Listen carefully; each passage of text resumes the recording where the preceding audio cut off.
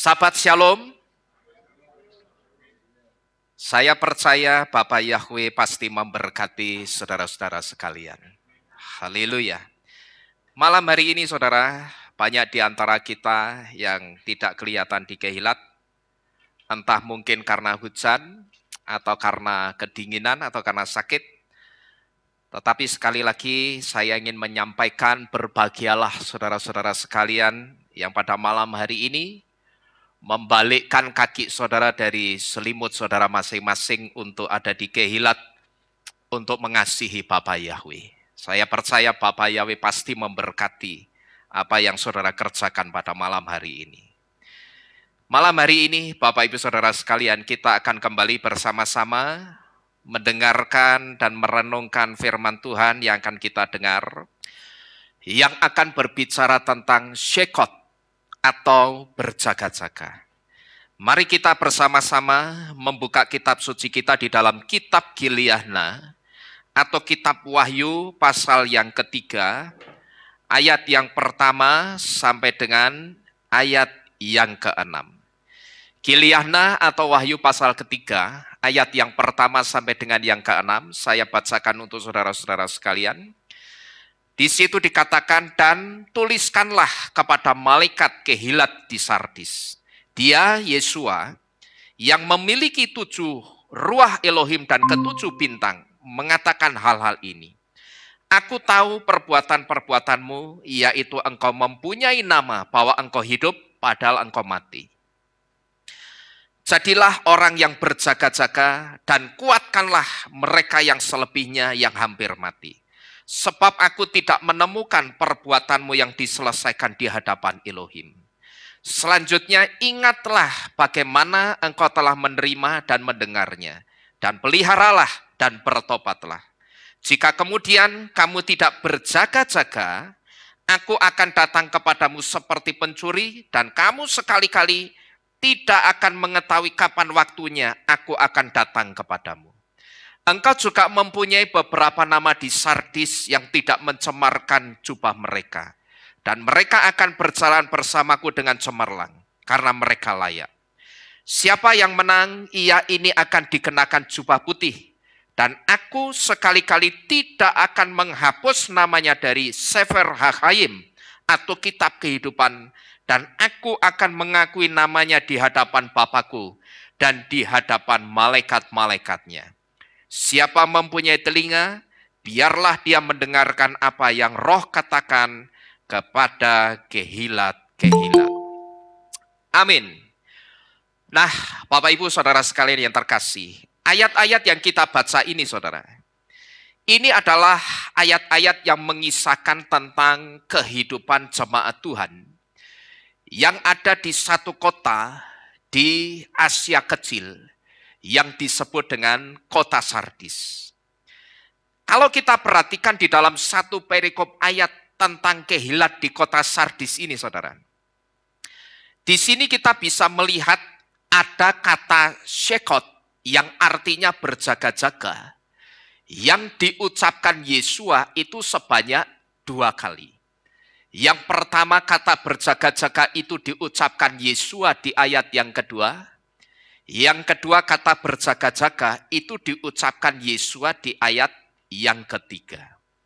Jadi di ayat yang berurutan ini, Yesua mengucapkan kata berjaga-jaga kepada jemaat Yesua yang ada di kota Sardis. Dan kita sudah pernah diberitahu saudara, bahwa ketika satu kata itu diucapkan lebih dari 1 kali oleh Yesua, itu artinya yang kedua, ketiga, keempat, dan seterusnya. Kata itu artinya sebuah penegasan. Ya, kita sudah diberitahu. Kalau sampai 1 kata itu diucapkan Yesua berulang kali atau lebih dari 1 kali. Yang pertama itu peringatan, pemberitahuan, yang kedua, 3, dan seterusnya. Itu berarti sebuah apa? Penegasan. Jadi ketika Yesus mengatakan berjaga-jagalah kepada jemaat Tuhan yang ada di kota Sardis sebanyak 2 kali. Di situ sebetulnya Yesua itu sedang menegaskan kepada jemaat Tuhan yang ada di sana, supaya jemaat Tuhan yang ada di kota Sardis itu betul-betul berjaga-jaga. Nah, cuman pertanyaannya kenapa Yesua itu mesti menegaskan supaya jemaat di Sardis itu betul-betul berjaga-jaga. Pertanyaannya itu, saudara. Kenapa Yesua itu mesti menegaskan bahwa jemaat Tuhan yang ada di kota Sardis itu harus betul-betul berjaga-jaga. Nah, di sini saudara, untuk kita bisa melihat arti dan makna dari ucapan Yesua ini, yang pertama, kita itu harus melihat dulu tentang kota Sardis. Secara khusus kita itu harus melihat letak geografisnya kota Sardis. Sardis itu ada di mana dan letaknya ada di mana, itu mesti kita lihat dulu. Yang kedua, kalau kita mau melihat arti dan makna ucapan Yesua tentang kata berjaga-jaga ini, kita juga mesti melihat dulu dari sisi kerohanian jemaat Tuhan yang ada di kota Sardis. Karena kalau kita perhatikan saudara, setiap teguran-teguran yang diucapkan Yesua, setiap pujian-pujian atau bahkan setiap tempelaan-tempelaan yang diucapkan Yesua untuk ketujuh jemaat yang ada di Asia Kecil, itu selalu berhubungan dengan apa yang dilakukan oleh orang-orang yang ada di masing-masing kehilat ini. Tetapi juga berhubungan dengan wilayah atau letak geografis dari masing-masing kehilat yang ada di Asia Kecil. Saya ambil contoh, dulu ketika Yesua menegur jemaat Tuhan yang ada di kota Laodikia. Waktu itu Yesua ngomong apa? Oleskanlah salep di matamu, supaya kamu itu bisa melihat kebenaran. Pertanyaannya, Yesua kok bawa salep barang itu kenapa, saudara? Karena Laodikia itu kota penghasil salep mata. Di Laodikia itu ada pabrik salep mata yang dibuat dari satu bubuk yang namanya bubuk Frigia. Jadi kalau kita perhatikan ketika Yesua menegur jemaat yang ada di kota Laodikia, dia katakan, oleskanlah salep di matamu supaya kamu bisa melihat kebenaran. Itu ada kaitannya dengan apa yang terjadi di kota Laodikia. Karena di kota Laodikia tadi ada pabrik apa? Salep mata, gitu loh. Dan salep matanya itu bagus. Itu dibuat dari satu bubuk yang namanya bubuk Frigia, kalau saya tidak salah ingat. Nah, demikian pula dengan teguran yang ada di kota Sardis, untuk jemaat di kota Sardis ini. Ini pasti ada kaitannya dengan apa yang dilakukan oleh orang-orang atau jemaat Tuhan yang tinggal di kota Sardis. Bahkan tidak hanya ada kaitannya dengan apa yang dilakukan jemaat Tuhan yang ada di Sardis, tetapi juga ada kaitannya dengan letak geografisnya, letaknya kota Sardis itu. Ini nanti akan saling berkaitan satu dengan yang lainnya. Nah, maka tadi saya katakan kepada saudara, untuk kita bisa melihat makna dari ucapan Yesua ini, saudara dan saya, kita itu harus melihat dulu tentang kota Sardis dan kondisi kerohanian dari jemaat Tuhan yang ada di kota tersebut. Nah, saudara-saudara sekalian, Sardis itu dulunya ibu kota kerajaan Lydia, yang letaknya Sardis itu sekitar 40 km di sebelah selatannya kota Tiatira. Dan kota Sardis itu terletak di atas pegunungan yang sangat tinggi. Dan jalanannya itu sangat terjal dan licin, saudara, pada waktu itu. Nah, pada masanya, kota ini adalah kota perdagangan yang sangat aktif. Sekalipun Sardis itu ada di puncak gunung seperti ini, tapi kota Sardis itu kota perdagangan yang sangat aktif. Sardis itu juga sangat terkenal dan kaya raya, Karena di kota ini ada pabrik kain. Dan di kota Sardis ini, di atas ini saudara, ini ada pabrik pakaian dari bulu domba yang kualitas pakaiannya itu sangat bagus.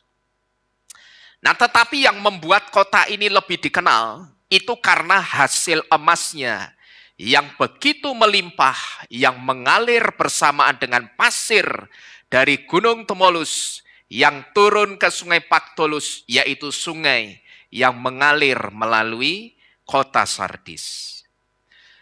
Jadi Sardis ini saudara, sekalipun Sardis itu kotanya kecil dan ada di atas pegunungan yang tinggi dan jalanannya terjal, tetapi rupanya kota ini sangat kaya raya. Bahkan disebutkan di depan, di situ ada pabrik kain. Lalu tidak hanya pabrik kain, kain yang berhasil dibuat di kota Sardis itu juga dibuat pakaian dari bulu domba yang bagus kualitasnya. Dan yang membuat kota Sardis itu lebih dikenal orang, itu adalah hasil emasnya, yaitu emas yang mengalir bersama pasir dari Gunung Tmolus. Dan koin yang saudara lihat di depan ini, koin ini adalah satu di antara bentuk emas atau hasil emas yang mereka bentuk seperti koin seperti ini. Ya, koin yang saudara lihat di depan ini hasil emas yang mereka bentuk dalam bentuk koin seperti yang saudara lihat di depan ini. Nah, ini sekilas tentang kota Sardis, saudara. Saudara perhatikan baik-baik sekilas tentang kota Sardis ini. Secara khusus letaknya yang ada di daerah pegunungan yang tinggi, dan secara khusus saudara perhatikan tentang kekayaan yang mereka miliki. Karena nantinya ini akan saling berkaitan dan di situ kita akan ngerti makna dari ucapan Yesua. Kenapa kok Yesua itu ngomong berjaga-jagalah kepada jemaat di Sardis itu sebanyak 2 kali. Nah, ini sekali lagi sekilas tentang kota Sardis. Tetapi saudara, di balik kisah kejayaan dan kisah kekayaan kota Sardis ini, ada satu kisah yang menarik yang berkaitan dengan peringatan keras dari Yesua supaya jemaat Tuhan yang ada di Sardis itu betul-betul berjaga-jaga. Bahkan pada waktu itu saudara, kata berjaga-jaga itu sampai menjadi satu salam khusus antar penduduk Sardis ketika mereka berjumpa di jalan. Jadi misalkan saudara dan saya sekarang ini kita ada di kota Sardis. Terus kita jumpa di jalan. Kita itu mesti ngomong berjaga-jaga. Ya katakanlah saya ambil contoh begini. Katakanlah saya dan Pak Lili itu sama-sama pergi ke pasar. Pak Lili berangkat ke pasar dari rumahnya, saya juga pergi ke pasar dari rumah saya. Nanti begitu saya ketemu Pak Lili di pasar, saya pas-pasan sama Pak Lili, atau saya dan Pak Lili pas-pasan dengan orang Sardis lainnya. Begitu pas-pasan, kami itu harus ngomong berjaga-jaga, saudara. Ya, begitu pas-pasan ketemu tatap muka begini, berjaga-jaga. Nanti ketemu siapa lagi yang sama-sama orang Sardis, ngomong berjaga-jaga lagi. Dan kisah di balik kata berjaga-jaga ini, saudara, ini bisa kita tarik sebagai satu pelajaran yang sangat penting. Bahkan tidak hanya penting, tetapi sangat berharga di dalam kehidupan kita. Secara khusus kita yang sekarang ini sedang menunggu waktu kedatangan Yesua. Maka kisah tentang orang-orang Sardis ini sangat bisa kita jadikan sebagai satu pelajaran yang sangat penting. Yang bisa kita tarik di dalam kehidupan kita. Tadi di depan saudara kita sudah diberitahu bahwa Sardis itu satu kota yang terletak di atas puncak pegunungan yang sangat tinggi. Dan jalan untuk mengakses ke kota Sardis, jalanannya itu sangat terjal. Tetapi jalanannya itu tidak hanya terjal, saudara. Jalanan untuk mengakses ke kota Sardis itu sangat licin.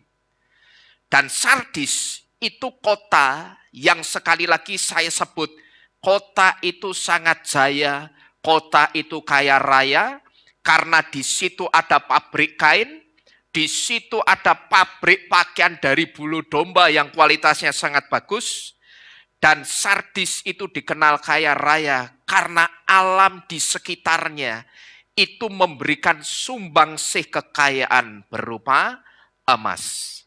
Nah, tetapi rupanya kekayaan dan kemasyuran kota Sardis ini, saudara, ini membuat rajanya yang bernama Kroesus dan membuat rakyat atau penduduk kota Sardis, rupanya kekayaan dan kejayaan mereka itu membuat Raja Sardis dan rakyatnya itu jadi orang-orang yang sombong, saudara.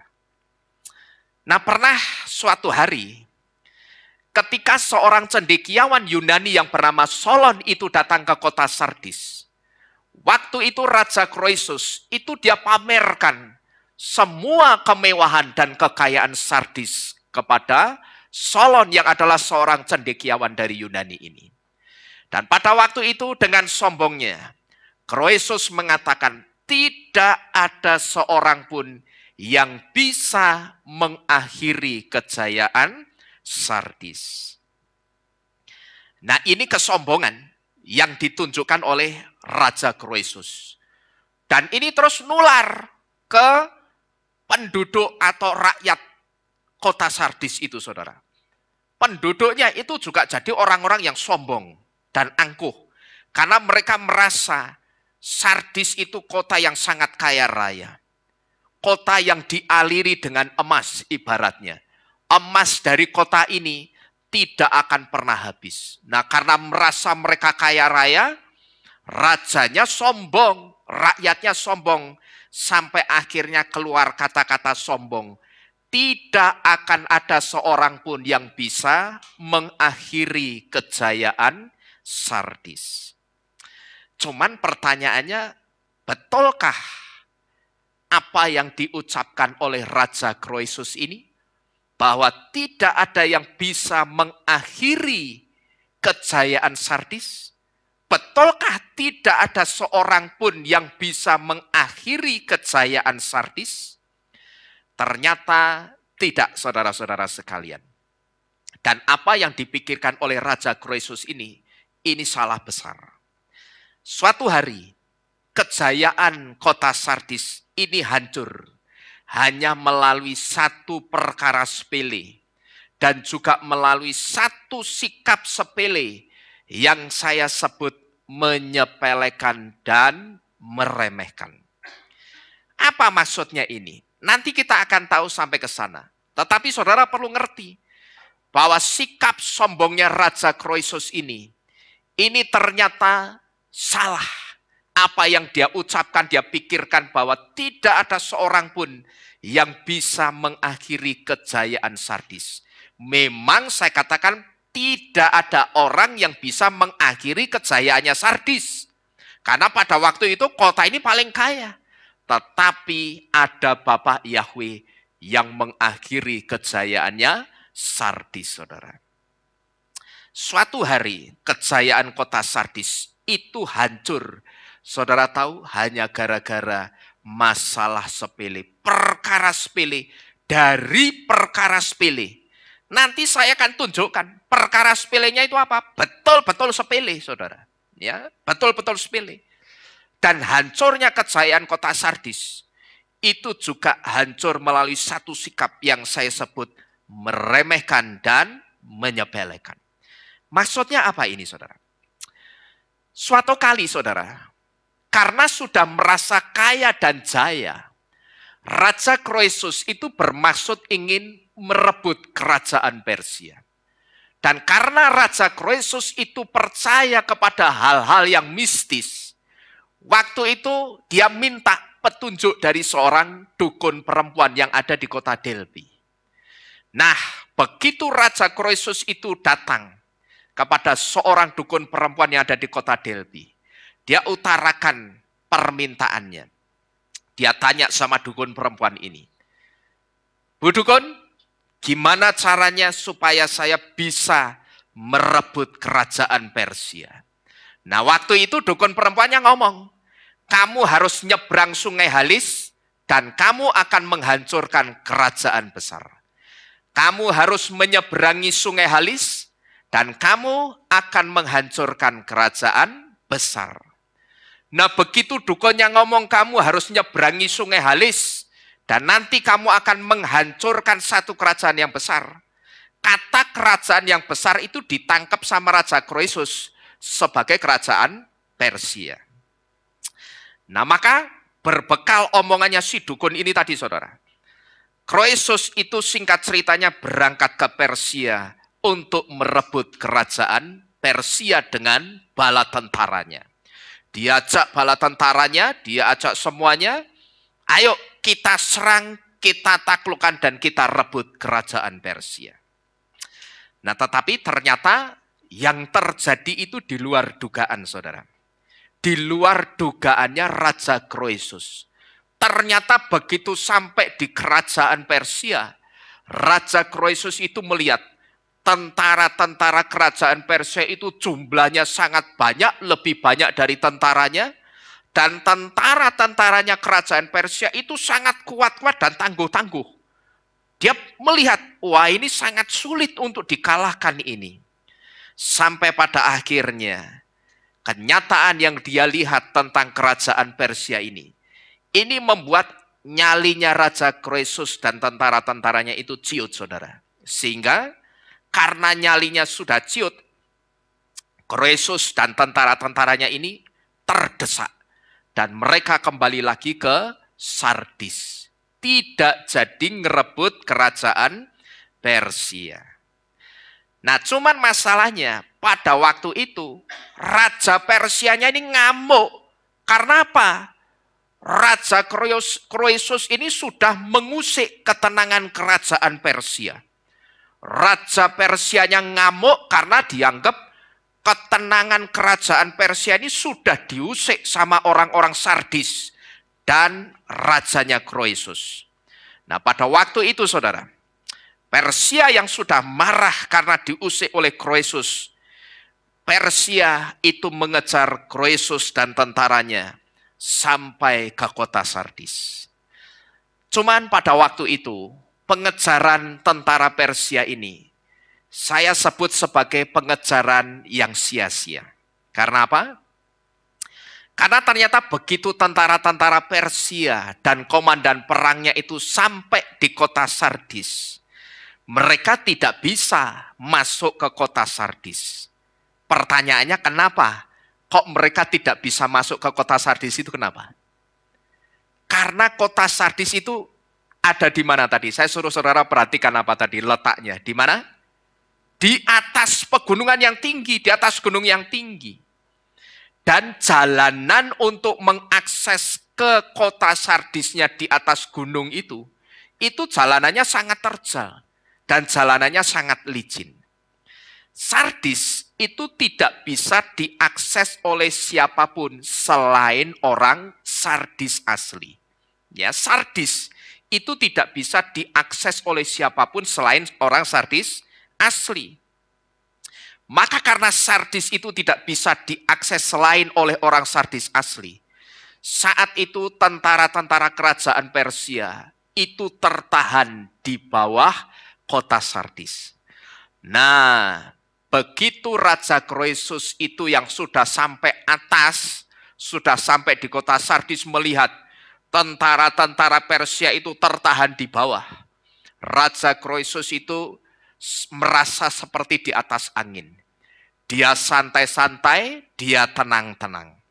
Dia tidak pusing dengan kepungan tentara Persia yang ada di bawah. Dia berpikir, toh kamu mau mengepung dari penjuru manapun, kamu tidak akan pernah bisa masuk ke atas kota Sardis ini. Karena apa? Kamu tidak tahu jalan masuknya dari mana, kamu tidak tahu. Bahkan pada waktu itu, saudara, saking santainya Raja Kroesus, waktu itu sampai-sampai Raja Kroesus sekalipun dia melihat di bawah kota Sardis itu sudah dikepung dari berbagai penjuru sama tentara Persia. Saudara ngerti saking santainya Kroesus ini, sampai-sampai dia tidak perintahkan bala tentaranya untuk membuat penjagaan khusus untuk berjaga-jaga, itu tidak dia perintahkan. Ya, tidak diperintahkan.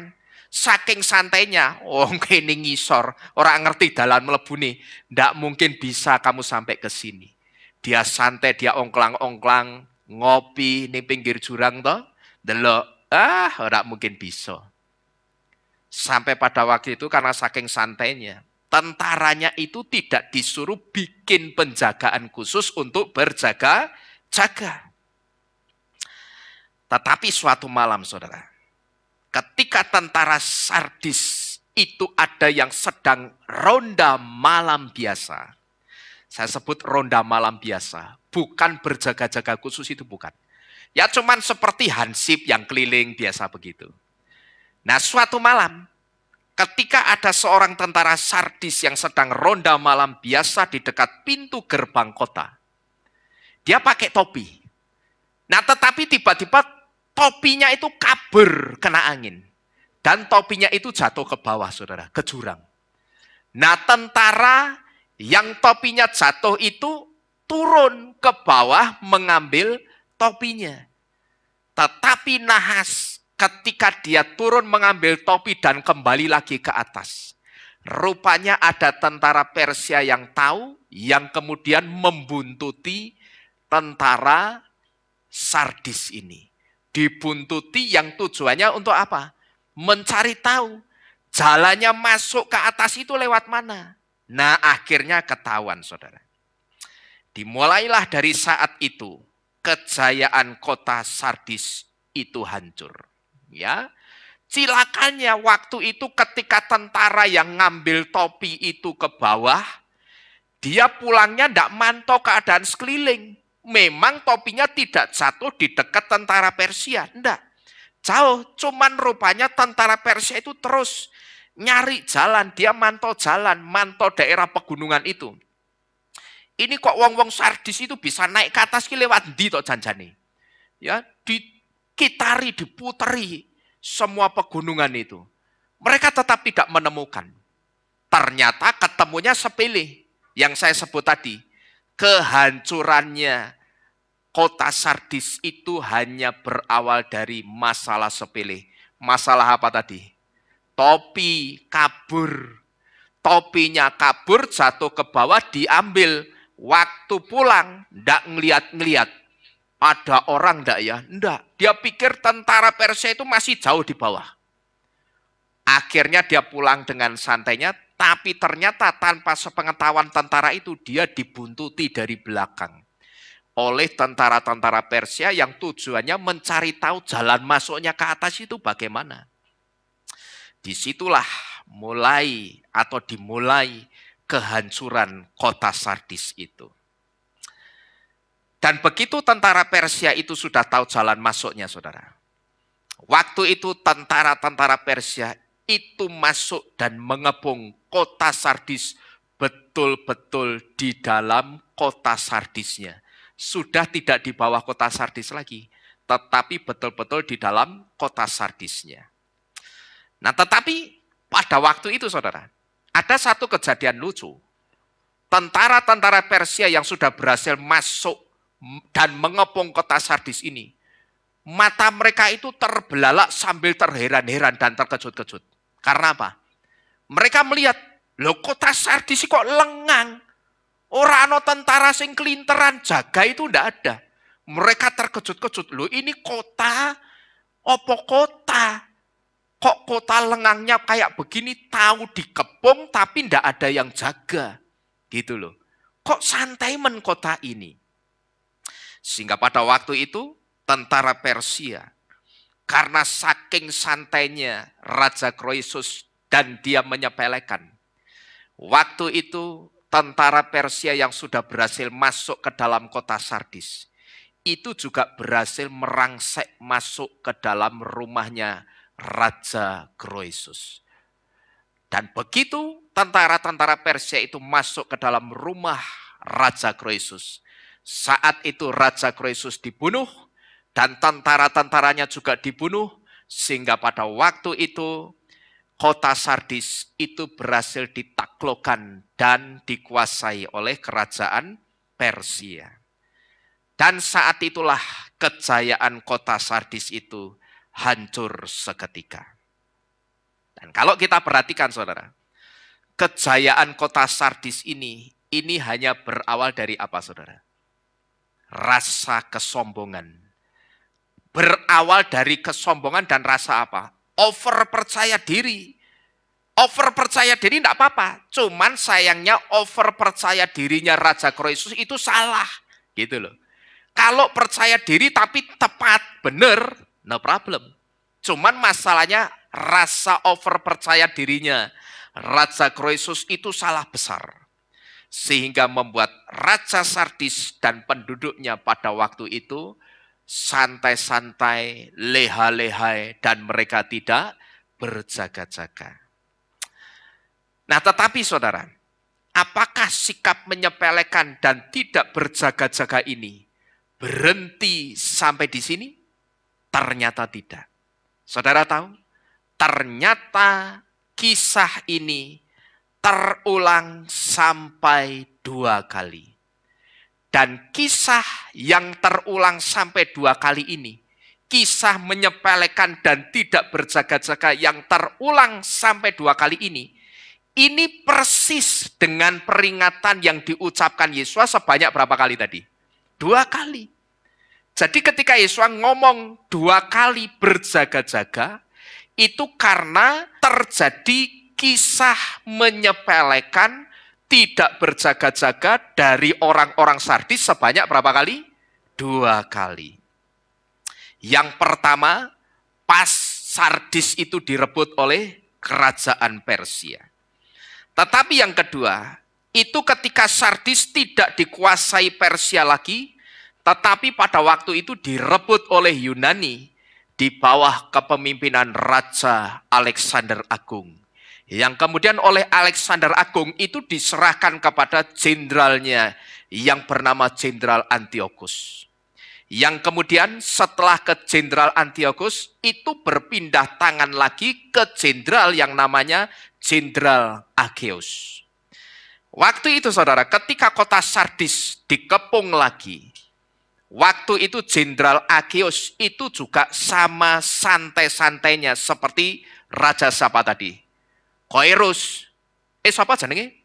Kroesus. Ya, Raja Kroesus. Santai-santai, tenang-tenang. Jenderal Ageus itu waktu dikepung sama tentara Yunani di bawah.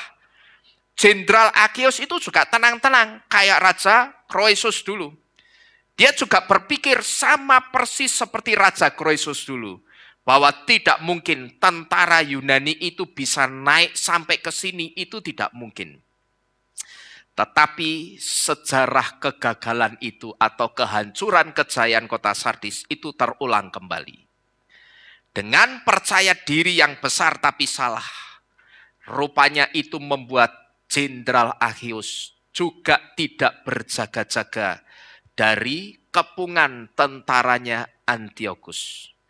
Waktu itu saudara, rupanya Antiochus dan tentara-tentaranya itu tahu akses jalan masuknya ke kota Sardis dari mana? Mereka ngerti.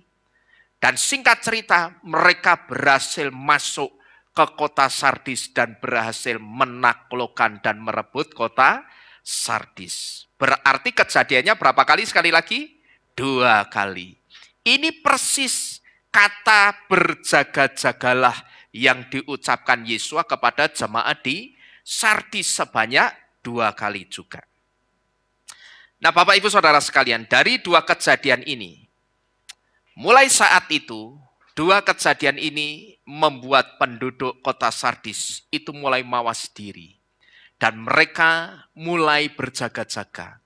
Mereka tidak ingin lagi sampai kejadian ini terulang yang ketiga kalinya.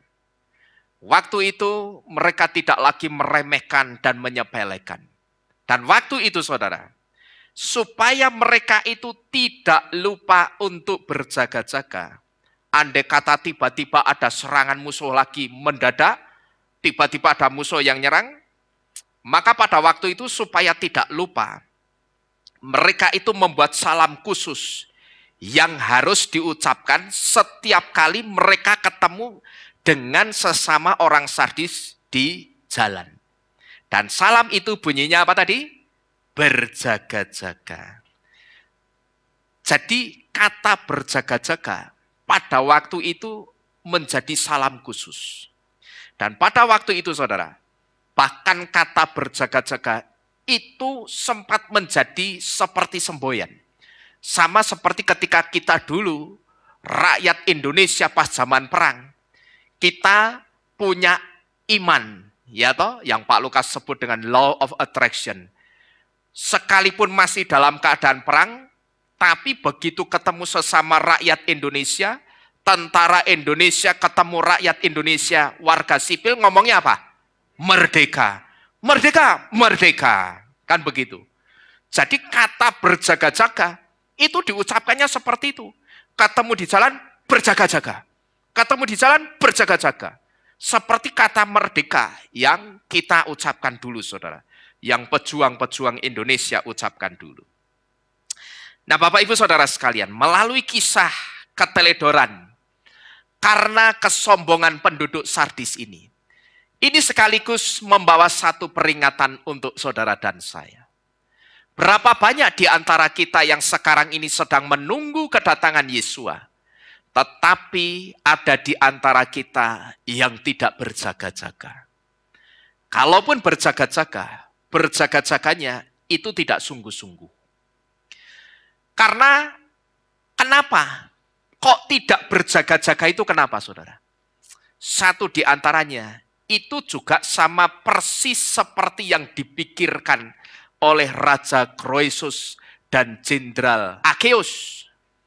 Kenapa orang-orang zaman ini juga tidak berjaga-jaga? Atau kalaupun berjaga-jaga, itu tidak sungguh-sungguh. Karena rupanya orang-orang zaman ini saya perhatikan itu terlalu over percaya diri. Mereka merasa kalau sudah menerima Bapak Yahweh dan Yesua, sudah dibaptis pembaruan dalam nama Yahweh dan Yesua, pasti apa ini? Selamat. Padahal juga kitab Romiim atau kitab Roma 8 ayat yang pertama di situ menyiratkan satu hal, bahwa keselamatan itu masih bisa apa ini? Masih bisa hilang. Kitab Romiim atau kitab Roma 8 ayat yang pertama itu memberitahu kita dengan jelas bahwa orang-orang yang akan diselamatkan nantinya itu hanya orang-orang yang pola kehidupannya itu lebih condong kepada kehidupan yang sifatnya rohani, bukan kepada kehidupan yang sifatnya jasmani atau kedagingan. Nah, kalau Roma 8 ayat yang pertama menyiratkan hal ini, saudara, saya tanya sekarang, jadi siapa bilang bahwa menerima Yahweh dan Yesua sudah dibaptis pembaruan mesti selamat? Belum tentu. Siapa bilang? Saya katakan saudara terima Bapak Yahweh dan Yesua, saudara dibaptis pembaruan bisa selamat? Bisa. Tapi setelah menerima Bapak Yahweh, pola kehidupan saudara dan saya, pola kehidupan kita, itu harus tidak boleh condong kepada hal-hal yang sifatnya duniawi, tapi kita mesti condong kepada kehidupan yang sifatnya ngurusi iman dan kerohanian kita. Dan coba saudara perhatikan di sekeliling saudara sekarang ini. Coba saudara perhatikan berapa banyak di antara kita yang sekarang ini sedang menunggu kedatangan mempelai laki-laki kita Yesua. Tapi justru banyak di antara kita yang ngantuk, yang rohaninya ngantuk. Bahkan sampai saking ngantuknya apa itu? Tertidur. Ya toh saking ngantuknya sampai ngowoh tidurnya. Orang yang tadinya setia ibadah, tetapi sekarang tidak setia lagi. Orang yang tadinya melayani, tetapi sekarang sudah tidak melayani lagi. Itulah orang yang saya sebut tidur rohaninya. Rohaninya itu ngantuk, saudara. Memang saya katakan ketika suatu kali kita menunggu kedatangan seseorang, dan ternyata orang yang kita tunggu-tunggu itu datangnya sangat lama sekali. Biasanya yang terjadi kita ngapain itu? Ngantuk. Itu memang benar. Tetapi melalui Kehilah di Sardis ini saudara, Yesua memperingatkan kita dengan keras. Berjaga-jagalah dan jangan ngantuk. Jangan ketiduran. Tapi berjaga-jagalah. Kenapa? Yesua itu memperingatkan jemaat yang ada di kota Sardis. Dan malam hari ini memperingatkan kita yang ada di tempat ini dengan mengatakan berjaga-jagalah, jangan ngantuk dan jangan ketiduran. Itu karena apa? Karena soal nisuin atau soal penjemputan untuk mempelai wanitanya yang adalah kita. Yesua itu tidak urusan dengan kapan dia akan menjemput kita. Yesua itu tidak urusan saudara. Soal waktunya penjemputan mempelai wanitanya yang adalah saudara dan saya. Asal saudara tahu, Yesua itu tidak pernah urusan dengan waktunya kapan untuk dia menjemput saudara dan saya itu. Yesua tidak urusan. Karena apa? Karena soal waktu penjemputan itu urusan Bapaknya Yahweh yang ngatur. Nah kalau soal waktu penjemputan itu yang ngatur Bapak Yahweh, sekali lagi kita mesti apa itu? Berjaga-jaga. Saudara perhatikan ini baik-baik. Beberapa waktu ini saudara, seperti saya ambil contoh hari Rison kemarin, saya sampaikan firman, itu bisa dikatakan rangkuman dari pengajaran yang saudara dengar selama ini. Tujuan saya merangkum itu semua, karena saya melihat, saya memperhatikan tanda-tanda zaman. Waktunya untuk Yesua datang kembali sepertinya dan kemungkinan besar tidak lama lagi. Maka saya ingatkan, saudara kalau saudara sudah masuk ke akar Ibrani, hari Rison kemarin saya memberitahu, itu jangan mertanggung, jangan tanggung-tanggung. Saya sebut saudara menerima Bapak Yahweh dan Yesua. Tubuh saudara itu sudah basah. Tetapi saya katakan jangan cuman basah, tapi apa sekalian? Mandi sekalian, jegur sisan, masuk ke akar Ibrani. Saudara ngerti? Ini kan hujan ini ya, begini ini. Katakanlah tadi saudara berangkat ke Gilead kehujanan. Tapi kalau saudara biarkan tubuh saudara kehujanan tok terus bolak-balik, lama-lama saudara akan apa? Masuk angin. Yang benar apa? Setelah kehujanan, mandi sekalian. Puasa sisan, jegur sisan, gitu loh. Malah saudara tidak akan sakit, tidak akan masuk angin. Jadi kalau saudara itu mau sudah masuk ke akar Ibrani, saya sebut ketika saudara terima Bapak Yahweh dan Yesua, saudara sudah masuk ke akar Ibrani, jangan mertanggung. Jangan cuma di permukaan, di depan pintu itu jangan. Saya sudah sering memberitahu nama Yahweh dan Yesua, itu pembuka pintu rahasia kerajaan Syamayim. Kalau pintunya sudah saudara terima, berarti pintunya sudah kebuka. Nah kalau sudah kebuka, saudara bisa melihat dalamnya rahasianya kerajaannya Bapak Yahweh, bisa atau tidak? Bisa. Tinggal sekarang, saudara itu akan disebut orang yang smart atau stupid, bodoh, itu ditentukan dari sikap saudara. Begitu saudara melihat harta karun yang luar biasa, yaitu rahasia-rahasia keselamatan setelah pintu itu dibuka. Saudara mau masuk atau tidak? Atau cuman apa tau jane? Oh kae to. Oh ya. Yesua nama juru selamat yang sesungguhnya. Ya memang benar. Cuman memang benar tapi tidak pernah membuka hati untuk Yesua dan meninggalkan nama sesembahan yang lama. Ya kan? Saya sebut orang-orang seperti itu kalau cuman di permukaan itu ya seperti itu. Cuman di pintu itu seperti itu, saudara. Tapi orang-orang yang di pintu itu akan diselamatkan enggak kira-kira? Tidak akan pernah. Yang akan diselamatkan yang siapa tadi? Masuk melalui pintu itu. Melihat dan melakukan apa yang harus dilakukan, yang cara-caranya, step by stepnya keselamatan itu sudah diajarkan di dalam kerajaan Syamayimnya Bapak Yahweh. Begitu pintunya dibuka, kita masuk di situ, kita bisa melihat step by stepnya keselamatan yang harus kita lakukan itu apa saja. Yang pertama sudah kita lakukan bersama-sama. Kita menerima Yahweh dan Yesua sudah kita lakukan. Lalu yang kedua, sesuai kitab Matius 7 ayat 21, yang harus kita lakukan kehendaknya Bapak Yahweh itu apa? Torah itu harus kita lakukan. Jadi kalau Torah itu kehendaknya Bapak Yahweh, saudara tidak usah ikuti pengajarannya orang yang mengatakan Torah sudah tidak perlu dilakukan sehingga saudara boleh makan apa saja. Tidak perlu saudara ikuti. Itu pengajaran ngawur dan pengajaran yang akan menyesatkan saudara. Dan justru pengajaran itu akan membawa saudara kepada ketidakselamatan. Saudara tidak akan selamat. Ngerti saudara? Saya harus mengatakan ini karena ada orang-orang yang juga percaya Bapak Yahweh yang mengajar seperti itu. Sekalipun saya perhatikan sekarang ini yang tadinya mengajar seperti itu tidak perlu Torah lagi. Itu sudah nyerempet-nyerempet. Ya, karena mendengar dari sini, Torah itu terus digaungkan dan harus dilakukan karena Torah itu kehendaknya Bapak Yahweh. Dilihat dari pola pengajaran Ibrani, ketahuan kalau yang dimaksud kehendak Bapaknya Yesua sebagai syarat bisa masuk surga itu Torah. Mulai sekarang ngajarnya nyerempet-nyerempet. Gitu loh, nyerempet-nyerempet Torah. Dan saya perhatikan dari dulu juga nyerempet-nyerempet terus.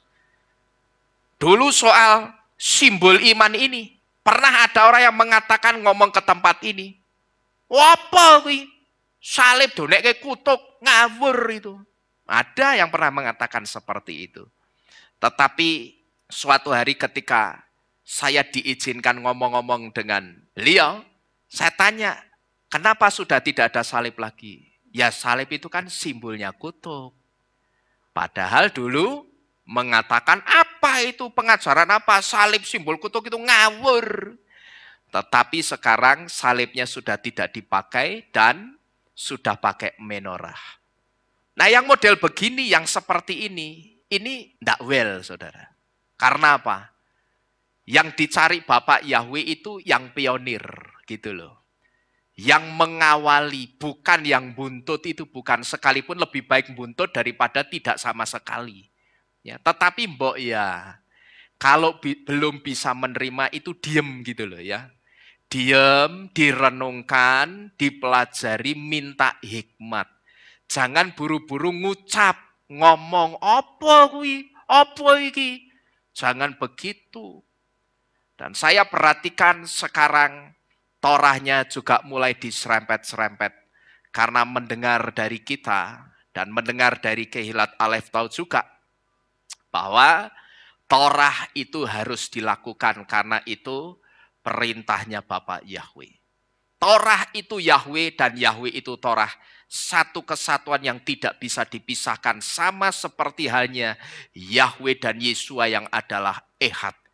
Yahweh, Yesua, dan Torah itu ehad satu. Karena Torah itu menubuatkan tentang Yesua, dan Yesua itu ada di dalam Torah. Itulah yang saya sebut Yahweh dan Yesua dan Torah itu ehad satu, tidak bisa dipisah-pisahkan. Maka di dalam kitab Matius, Yesua katakan apa? Jangan sekali-sekali kamu mengira aku datang membatalkan Torah. Aku datang itu untuk menggenapi Torah. Ya. Nah, Yesua saja sing Tuhan ngomong menggenapi kok ada orang yang ngajar tidak perlu makan kosher, makan sembarang tidak apa-apa. Ngucapin ucapan selamat hari raya keagamaan lain, iman lain tidak apa-apa. Dari mana itu? Itu loh. Sekalipun tidak letterleks ditulis dalam Torah, dilarang memberi ucapan. Tetapi Yesua itu tidak suka. Karena itu ada kaitannya dengan iman percaya. Tapi kalau saudara sekedar memberi ucapan selamat, happy birthday, Yom Huledet Sameah, selamat atau Yom Ha'atzmaut Sameah, selamat hari kemerdekaan, no problem. Itu tidak ada kaitannya dengan iman percaya. Tetapi yang ada kaitannya dengan iman percaya, jangan sekali-sekali mulut saudara itu membuka ikut-ikutan mengucapkan. Karena kalau saudara sekarang sudah ngerti itu kesalahan, saudara tetap memberikan ucapan, sebentar lagi dunia akan merayakan apa saudara? Natal. Hati-hati mulutnya ya. Jangan ikut-ikutan Merry Christmas. Jangan saudara ikut-ikutan Merry Christmas atau balesi. Merry Christmas ya kok. Oh iya Merry Christmas juga. Hati-hati. Nanti di pengadilan Bapak Yahweh, apa yang saudara ucapkan itu akan dipertanggungjawabkan. Ya. Nanti akan dipertanggungjawabkan. Sekarang belum ada apa-apa. Seolah-olah tidak terjadi apa-apa. Tapi nanti yang tak sebut apa? Durung wayahe. Ya toh? Nek wis wayahe bubar. Ya toh, saat itu sudah tidak ada orang yang bisa menegakkan kepalanya, itu tidak bisa. Jungkruk gitu loh. Isinya mau ketakutan di hadapan pengadilan Bapak Yahweh. Gemeter dan ketakutan. Ya, masih bisa ngomong Merry Christmas di hadapan Bapak Yahweh, gibal gue. Ya, jangan macam-macam. Sekarang kita ini dilatih, saudara. Bukan soal bicara fanatik, tapi kalau untuk kebenaran, saya katakan, iya, kita mesti fanatik. Amin. Untuk kebenaran ya kita mesti fanatik, itu harus, gitu loh. Jangan toleransi, tidak usah mengatasnamakan atau bikin kata-kata yang seolah-olah inilah mentolerir yang kaitannya dengan iman percaya. Kalau saya kok enggak itu, enggak suka. Ya, enggak suka model begituan. Ya ora. Gitu loh. Enggak usah ditoler dengan kata-kata apapun itulah. Ya, nanti saudara akan dengar sendiri kira-kira kata-katanya apa. Jadi Bapak Ibu Saudara sekalian, saudara perhatikan ini baik-baik. Soal waktu penjemputan kita yang saya sebut dengan waktu kedatangan Yesua, itu bukan urusannya Yesua, gitu loh. Tapi urusan Bapak Yahweh. Dan waktunya tidak ada yang tahu. Karena sekali lagi Yesua katakan, waktu kedatanganku tidak ada seorang pun yang bisa menduganya. Bapak Ibu Saudara sekalian yang kita dengar pada malam hari ini adalah satu teguran keras dan peringatan keras dari Yesua untuk jemaat Tuhan yang ada di kota Sardis. Tetapi teguran ini juga berlaku untuk saudara dan saya.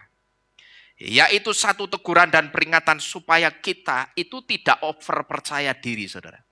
Saudara itu jangan over percaya diri, sehingga saudara tidak berjaga-jaga, jangan.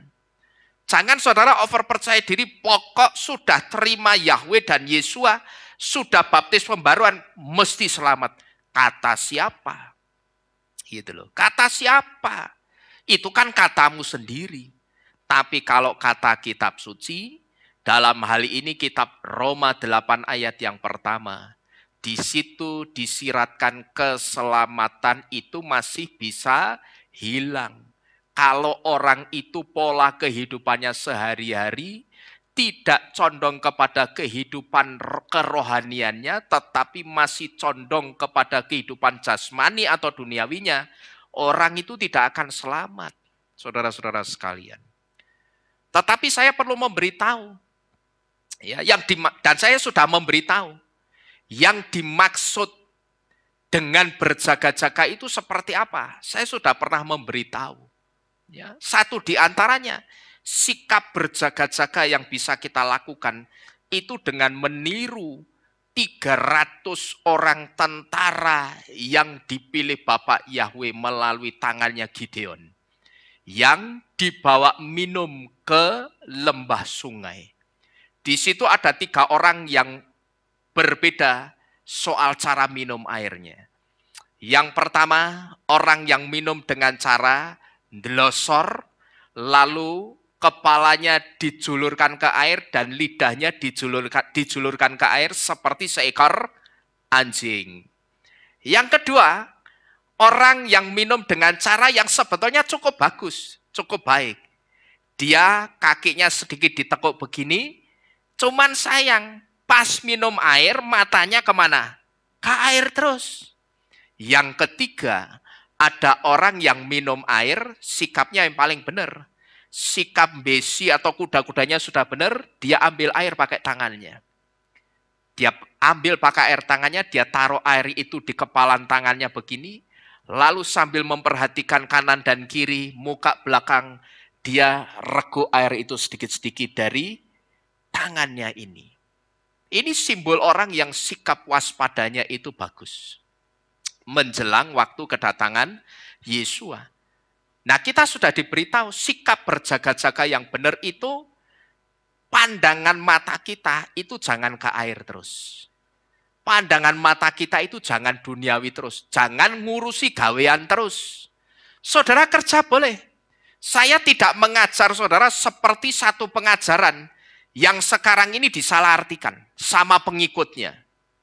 Ketika pengajarnya mengatakan 2026 rapture, sekarang sudah mulai ada pengikutnya yang meninggalkan pekerjaannya. Saya katakan kalau kamu bisa meninggalkan pekerjaanmu dengan perasaan yang tidak syak, dan kamu bisa nahan puasa, perutmu lapar sampai tahun 2026, bagus. Bagus, itu bagus. Kita kalah. Saya katakan kita kalah. Ya. Karena mungkin uangmu habis di jalan, di tengah tahun ini entek duitnya, tapi kamu sudah memutuskan untuk tidak bekerja lagi sampai 2026 yang katanya rapture, ya bagus. Tetapi kalau tidak bisa, ya bekerjalah seperti biasa, no problem. Cuman yang membedakan kalau sekarang ini mendekati waktu kedatangan Yesua, porsi waktu kita untuk Bapak Yahweh itu yang diperbanyak. Caranya bagaimana? Apakah ketika saya bekerja, saya juga bisa membawa diri dalam persiapan roh? Bisa. Caranya bagaimana? Ketika saudara bekerja, dalam saudara bekerja, puji-pujilah Bapak Yahweh. Sembahlah Bapak Yahweh. Saudara sedang nyetir, saudara bawa motor, saudara bisa enggak sambil memuji Bapak Yahweh? Bisa. Saudara menyembah Bapak Yahweh, saudara katakan, Bapak Yahweh engkau sangat baik. Yang sering kali saya kasih contoh, bukan saya kasih contoh, tetapi saya saksikan kepada saudara. Saya dulu ingat sekitar tahun 2012, di awal-awal pentahbisan saya, 2 bulan setelah pentahbisan saya, di sini kita langsung bikin acara besar, bikin seminar di kota Semarang ini. Ya, kita pelopornya di kota Semarang ini menggandeng gereja Isa Al-Masih Pandian Lamper atau mana itu, yang gembalanya namanya Pak Andreas Suroto. Waktu itu saudara, saya ingat perjalanan membahas masalah seminar ini. Saya ingat pada waktu itu saya dan Pak Yakub mesti ketemu dengan Pak Andreas Suroto itu di rumah makan Timlo Solo di Ungaran. Saya pada waktu itu belum punya mobil. Saya masih naik sepeda motor. Nah, pada waktu perjalanan untuk pertemuan ini di Ungaran Jalan Pramuka, tiba-tiba hujan lebat. Saya ngiyup ke pinggiran di emplek-emplek warung-warung itu yang jualan kusen-kusen kayu-kayu itu. Saya ngiyup situ. Sampai sekarang saudara, kalau saya lewat jalan itu, saya selalu ngomong, Bapak Yahweh, dulu waktu perjalanan membahas seminar namamu, saya belum naik mobil. Saya masih naik motor dan kehujanan, saya ngiyup di situ. Sekarang Bapak Yahweh, engkau lihat, engkau memberkati saya dengan luar biasa. Engkau kasih saya mobil baru. Sehingga ketika hujan, sekarang saya tidak kehujanan. Saya bisa beraktivitas, saya bisa melayani engkau tanpa kendala hujan. Itu yang sering saya kembangkan, saudara. Saya lewat manapun di tempat-tempat yang istilahnya bersejarah untuk saya. Termasuk ketika hari di mana saya mendapatkan mobil. Seminggu sebelum saya dapat berkat mobil baru. Waktu itu saya ingat, di sini kita dilayani oleh seorang ibu yang namanya Ibu Aina Kusumo. Waktu itu setelah ibadah selesai, karena Bu Aina mau melayani di Ambarawa, di tempatnya Pak Yakub, saya antarkan beliau ini ke Ambarawa, karena beliau tidak ngerti rumahnya Pak Yakub pada waktu itu. Saya antarkan sampai Bawen, terus setelah rombongan berangkat ke Nalirojo, saya turun di ujung Bawen itu loh, di depan terminal Bawen. Saya ingat, saya turun di situ, saya jalan, saya nyegat bis. Saya nyegat bis, saudara. Masih naik bis. Hari Minggu itu, Rison. Saya naik bis sampai, singkat cerita, saya dapat bis. Bis 3/4 itu ya, bis Bandungan Semarang itu saya naik. Saudara ngerti, saya naik bis itu, saya di situ dapat jiwa. Seorang perawat rumah sakit Elizabeth. Saya beritakan nama Yahweh, nama Yesua 7 hari dalam perjalanan dari Ungaran, Bawen, sampai turun di mana itu, Tonghin, karena dia mau nyebrang ke Elizabeth. Saya beritakan nama Yahweh, nama Yesua 7 hari raya. Saya lakukan pemberitaan di dalam bis. Setelah itu, saya lanjut perjalanan sampai Jalan Rinjani ini, saya pulang. Seminggu kemudian, saya saksikan dalam khotbah saya itu. Saudara ngerti? Pulang ibadah, Bapak Yahweh berkati Kehilat ini dengan mobil baru. Ya. Hal-hal seperti itu saya ingat-ingat. Untuk apa? Yang pertama, saya mengembangkan ucapan syukur dan rasa terima kasih. Supaya apa? Jangan sampai saya itu jadi orang yang lupa kulitnya. Gitu loh. Karena saya perhatikan banyak orang-orang yang diberkati Bapak Yahweh terus lupa, itu banyak. Nah, maka supaya saya itu bisa jadi orang yang selalu berterima kasih, saya mengingat-ingat dalam tanda kutip yang dulu-dulu. Sebelum saya diangkat Bapak Yahweh, saya seperti apa. Saya ingat-ingat, saudara. Tujuannya supaya saya itu ingat kebaikan Bapak Yahweh, dan di situ saya ingat untuk selalu berterima kasih. Nanti dari situ biasanya ketika saya coba komunikasi dengan Roh Kudus, ketika saya nyetir melewati tempat-tempat yang dalam tanda kutip bersejarah untuk saya. Di situ mulai mulut saya, jantung hati saya itu digerakkan untuk menyembah, memuji Tuhan, memuji Bapak Yahweh. Nah, itulah yang saya sebut satu di antara kita membawa hidup kita dalam persiapan roh, berjaga-jaga menjelang waktu kedatangan Yesus, itu seperti itu. Saudara sambil bekerja, sambil menunggu customer saudara datang, saudara puji Bapak Yahweh. Bahkan saya sudah ngajari saudara. Kalau saudara berterima kasih untuk berkat Bapak Yahweh pada hari itu, setelah saudara selesai aktivitas segala sesuatunya, malam saudara mau tidur, saudara doa tidur sambil berterima kasih untuk berkat Yahweh pada hari itu biasa. Tetapi ketika pas saudara sibuk-sibuknya terima orderan, terima duit yang banyak, saudara berani stop. Tunggu sebentar ya, 5 menit lagi saya layani kamu. Saudara masuk kamar, saudara kunci pintu di situ, saudara berdoa. Saudara ucapkan terima kasih Bapak Yahweh. Tuhan, engkau lihat, di depan itu pelanggan-pelanggan sangat banyak datang. Mereka berjubel, berbondong-bondong, rebutan bayar.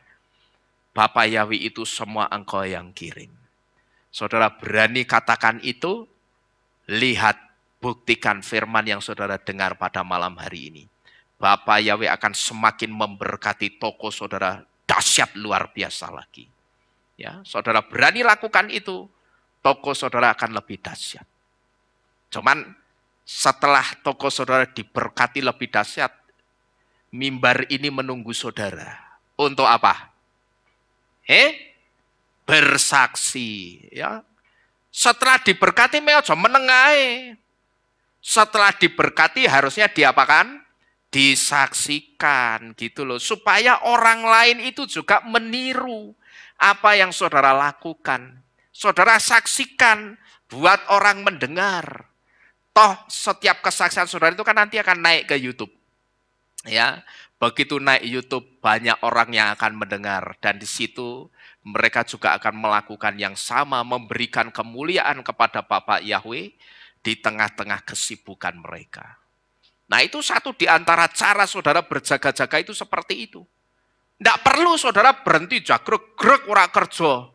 Wis mendino ming donga, ya toh? Lawang pengajare wae ora mendino ora berdoa. Ya toh? Kalau bisa puasa doa tiap hari ya bagus.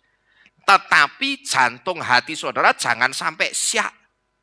Kalau terus saudara syak, saudara mengeluh, wah lah kok ngene ya.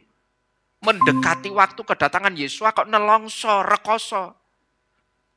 Saudara mesti ingat baik-baik. Soal kedatangan Yesus, nuansanya itu sukacita.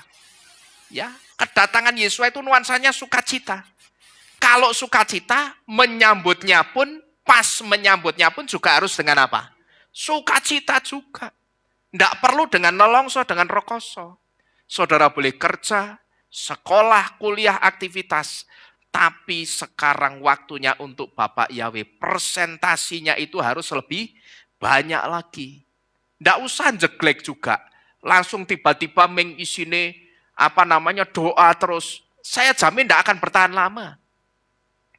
Saya jamin juga. Orang yang sekarang ini memutuskan untuk tidak bekerja lagi. Hanya menunggu waktu kedatangan Yesus. Tidak akan lama sikap seperti itu.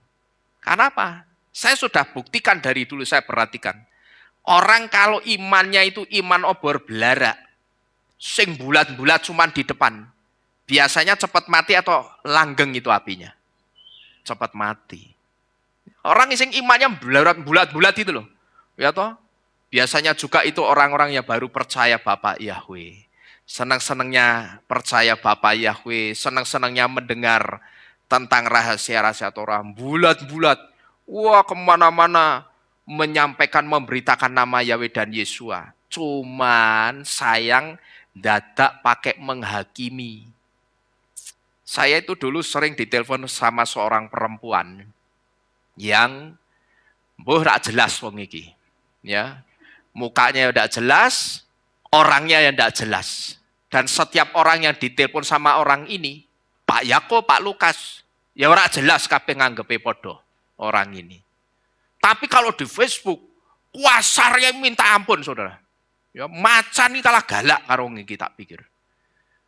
Kuasarnya minta ampun. Waduh, kok begini ya caranya? Saya hanya niteni saja, ini tidak akan lama. Orang ini akan surut imannya. Ya. Dan bisa-bisa orang yang model begini dia akan kembali lagi ke sesembahan yang lama. Karena apa? Imannya itu iman obor belara. Yang bulat-bulat itu loh. Hanya gede apinya di depan. Tapi lama-lama surut dan padam. Api roh kita yang benar itu bukan langsung bulat-bulat begitu. Tapi bertahap. Dari kecil, nyala apinya kecil. Semangat yang tadinya kecil, terus dipupuk ditambah lagi, lebih semangat lagi, semakin semangat, sampai sangat semangat sekali. Tak jamin orang yang model begini, imannya awet langgeng, saudara. Tapi kalau yang model bulat-bulat begitu, titeni wae. Tinggal dihitung aja, dikilai aja. Nek saya cuma tak kilai yang model begituan. Tak kilai, tak kasih tahu, jangan begitu, tidak nurut. Ya wes, tak kilai. Betul, mesti terjadi. Tidak lama orang itu padam imannya. Dan tidak jarang banyak yang kemudian meninggalkan Bapak Yahweh dan Yesus. Jadi yang kita dengar sekali lagi pada malam hari ini adalah teguran keras yang pertama untuk jemaat Tuhan di kota Sardis. Tetapi juga untuk saudara dan saya yang ada di tempat ini.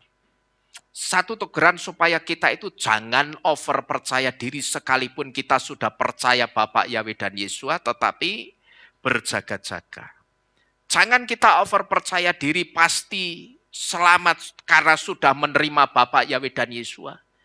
Jangan juga kita itu over percaya diri karena kita sudah dibaptis pembaruan. Jangan. Itu belum tentu, saudara. Karena malam hari ini kita bersama-sama belajar bahwa ternyata keselamatan itu juga bisa datang dari satu sikap yang nampaknya ketika sikap itu dilihat orang akan melihat kita itu orang yang penakut. Cupu, biarkan saja. Go ahead. You ngomong ai cupu, biarkan. Ya. Kamu ngomongi saya cupu, takut. Karena saya berjaga-jaga mendekati waktu kedatangan Yesus, biarkan saja. Malam hari ini kita belajar bersama-sama. Ternyata keselamatan itu tidak hanya datang melalui rasa over percaya diri kita sudah menerima Bapa Yahweh dan Yesua. Bukan juga datang melalui rasa over percaya diri kita sudah dibaptis pembaruan. Tetapi keselamatan itu juga datang dari satu sikap yang disebut dengan syekot atau berjaga-jaga. Saudara sungguh-sungguh berjaga-jaga, saudara bawa hidup saudara dalam persiapan roh terus. Saya percaya nanti ketika Yesus datang, saudara dan saya, kita pasti masuk dalam barisan orang-orang yang diselamatkan. Amin. Amin. Bapak Yahweh memberkati kita sekalian. Kita tunduk di dalam doa. Bapak Ibu Saudara sekalian, kita akhiri firman pada malam hari ini.